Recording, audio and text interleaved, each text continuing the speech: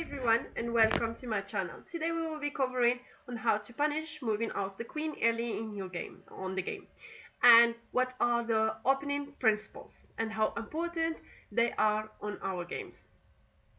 Here I will be, as you can see, I played the game against 2200, so my opponent is not a weak player. The game went e4, e5, so we both fighting for the center. So the principles are: control the center, develop your minor pieces and castle as soon as possible, which is we call it the king safety.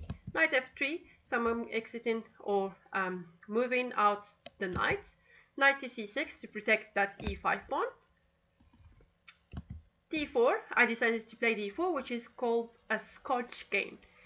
E takes d4, knight takes d4, and I was quite surprised that my opponent went and moved his queen early to h4. Here I had two options: either protect my pawn with playing knight to c3, and that will protect the pawn, but I wasn't sure after b4 what should I do, or give up the pawn and use the fact that his king is still in the middle of the board, not castled yet, and not many pieces developed, and try to develop my pieces quickly, so I have more pieces out. So I played knight to b5, attacking the pawn on c7. If I play g3, that will just give a pawn here, as I will be, to save my rook, I will have to play queen to e2, and the queen captures queen. Now again, I can't take with the bishop, I'll have to take with the knight. I didn't like that.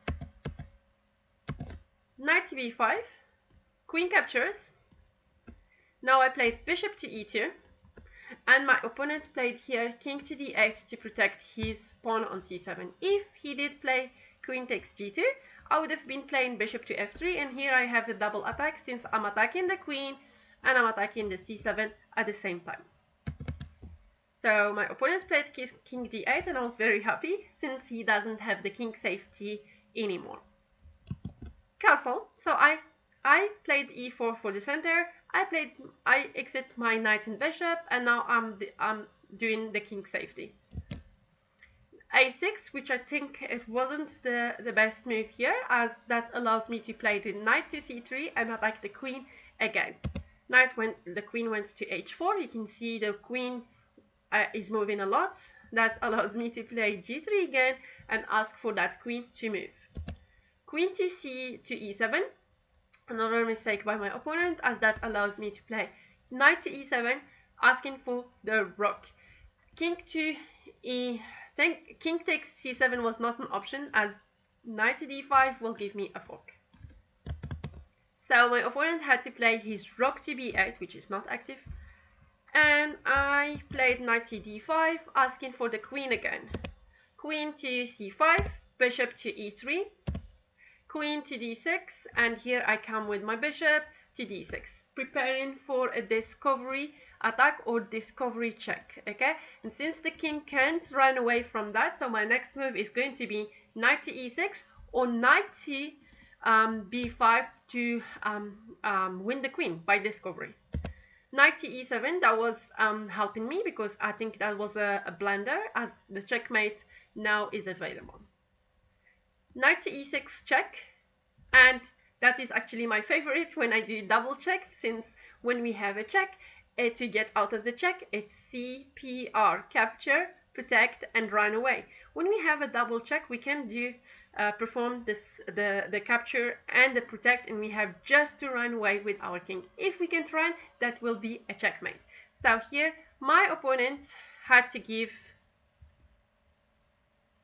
check, so he had to run away. Knight to c7, that looks like a checkmate, but since he has a piece that can capture, he had to capture it with a queen. Knight takes c7, king to d8, and now my opponent resigned, because after knight to b5 check, he has only one square to go to, and that will be e8, and checkmate on d6 with my knight. I hope you enjoyed that game. I will be covering in my next video the scholar's mate, just to show you another example on how to punish moving out the queen early in the game, and how you will be happy to see every time your opponent playing his queen early and yeah. I hope you enjoy it, and see you soon.